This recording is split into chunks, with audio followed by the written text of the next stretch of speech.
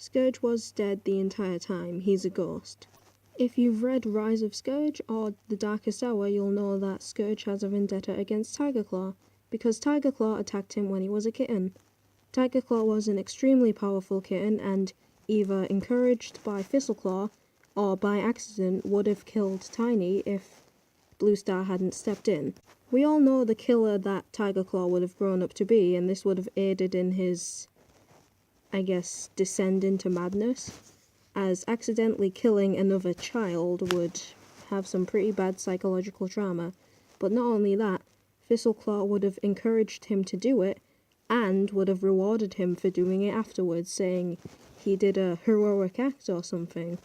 Thistleclaw was the cat that randomly attacked kitty pets for no reason in their own back gardens, so there's no chance he wouldn't like his apprentice following in his footsteps. The fact is, Blue Star saved Scourge's life, and he even mentions this at the end of a chapter in Rise of Scourge. The point of this video is, what if Tiger Claw wasn't stopped by Blue Star in time? What if he didn't listen to Blue Star? What if Thistleclaw shut Blue Star up before she could say anything? Tiger Claw would have either accidentally or purposefully killed Tiny, and Tiny wouldn't be happy. I'll go over some evidence right now. So, have you noticed how Tiny doesn't really grow any, further after his encounter? Well, in the series it mentions how he's a very small cat. It's unusual for a cat of his age. What do we know about cat ghosts? They don't grow. Look at Mapleshade's kittens. They never grew when they died. They just kept being children. However, they do mature. They grow in age. They still learn stuff. They become adults in child bodies. So, what if, since Scourge just witnessed his own murder and became a vengeful spirit, he would go mad, seeking help? So, once he saw his dead body, two thoughts were running through his mind.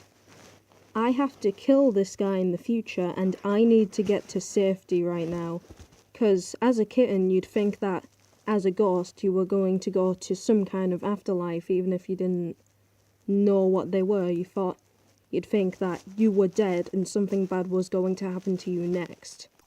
So Scourge ran to the city as a ghost, and since he was a ghost, nobody could touch him, which is why nobody attacked this random kitten that ran into their territory, because they knew he was a ghost and they couldn't hurt him. This also explains why that dog was afraid of him. There's no way a dog would be dumb enough to be afraid of a kitten's shadow. Even if they do make the dogs out to be incredibly stupid in the series, they are still not going to be afraid of a shadow of a kitten. They would still kill the kitten. But, you know what they might be afraid of? A very angry ghost.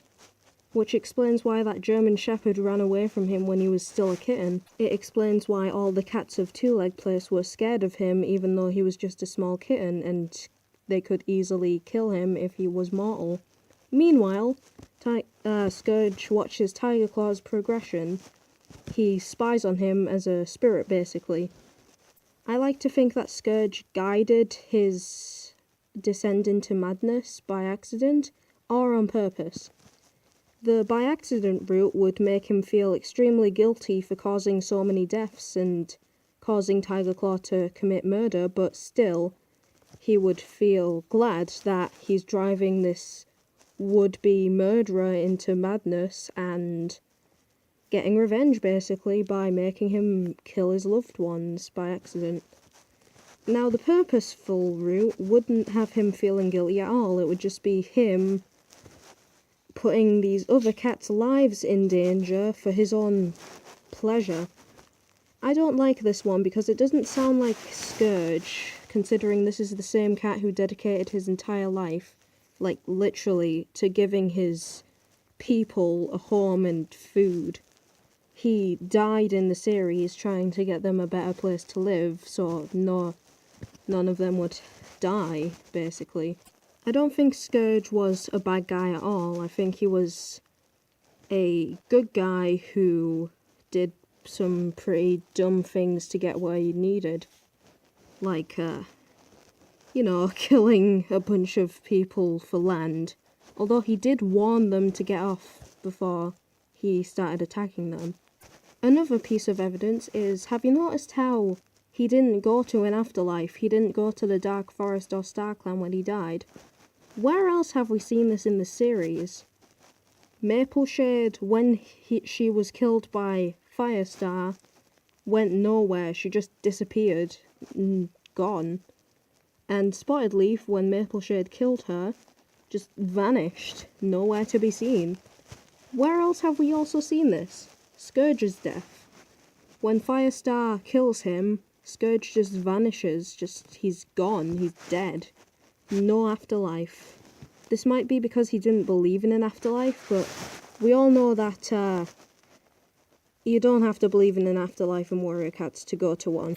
I mean, like, Mapleshade didn't even understand or know that the Dark Forest was a thing, but she still went there when she died. So, a cat doesn't have to know one afterlife exists, let alone both, to go to one. So, Scourge, as a ghost, would have just disappeared if he was killed. Also, have you noticed that to pay respect to Scourge, the cats of Two-Leg Place would give him animal bones? Dead animals.